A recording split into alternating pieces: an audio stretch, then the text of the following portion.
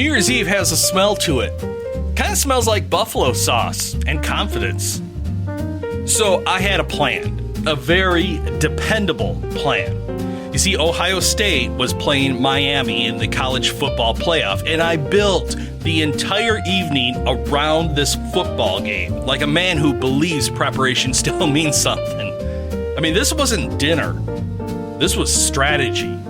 It was appetizer night. Wings and chips, food that lives in baskets, food that arrives without silverware and leaves evidence, food you eat with your hands and you wipe them on the arm of the lazy boy recliner. The kind of food that says, I'm emotionally unavailable until the end of the fourth quarter. So I settle into my spot, and it's game on. Volume is set where the neighbors might learn something. Cheers come out of me like I'm part of the production crew.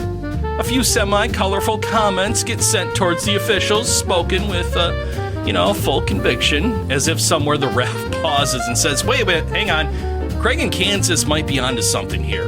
Maybe we shouldn't have thrown that flag. And right about here, welcome to 1 Minute Later. Now, this is a place where life doesn't really announce itself, but it just shows up while you're busy being certain about your plans. Okay, back to the game. As it goes on, my wife Jen comes in and she sits down. A little later, my 10-year-old daughter Sadie joins her. Then my 8-year-old daughter Piper, she climbs in too. And they're watching, sort of. That kind of watching where the screen is secondary, but the person on the couch actually matters. So they really don't care about football, but they care that I care about football. And then one of the girls says it. Hey, the new Wicked movie is streaming. Now, I should be clear. I have no history with Wicked. I never saw the musical. I never read the book. I don't know the songs. But apparently my house does. The girls know every single word. My wife Jen knows where the harmony lives. The girls know which moments to serve volume.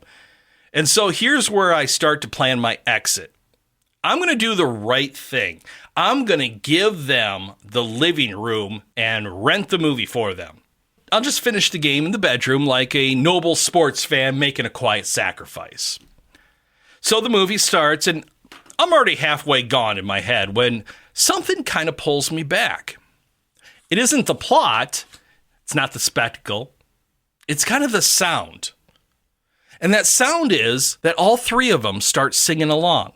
Not loud or showy, just together. Jen comes in steady. Sadie locks onto her. Piper jumps in with full confidence and partial accuracy. And somehow it works. I look over. Their faces aren't really aimed at the TV anymore. They're turned towards each other, leaning in. And I feel it. That shift. That one you don't plan for. Now the game is still on. But something else is happening right in the living room. And it wasn't the background noise. It was this moment that I really didn't schedule. And so I stayed long enough to realize I was holding on to something that I cannot rewind and watch later.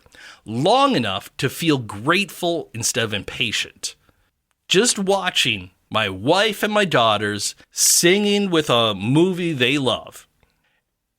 I did eventually sneak away. I mean, the first half was already gone from the football game, and I missed some of it. And you know what? I was fine. So here's where I want to talk to the guys for a second, because this one landed on me first. We don't mean to miss moments like this, right? We just assume the important stuff looks louder than it actually does. I don't think I was choosing football over my family. I thought I was just finishing what I started. But sometimes that instinct to stay locked in comes from us being afraid to loosen our grip, afraid that if we look away, something important might slip. And what I'm learning is that sometimes the thing slipping by isn't on the screen, it's on the sofa. And that's on me. Because the best moments don't usually compete for attention. They just show up quietly and trust you to notice. So if you lost track of the game, but caught a glimpse of joy in your house, that's definitely not failure. That's correction. So anyway, thanks for giving me a minute of your life. This has been 1 Minute Later. I'll meet you back here soon.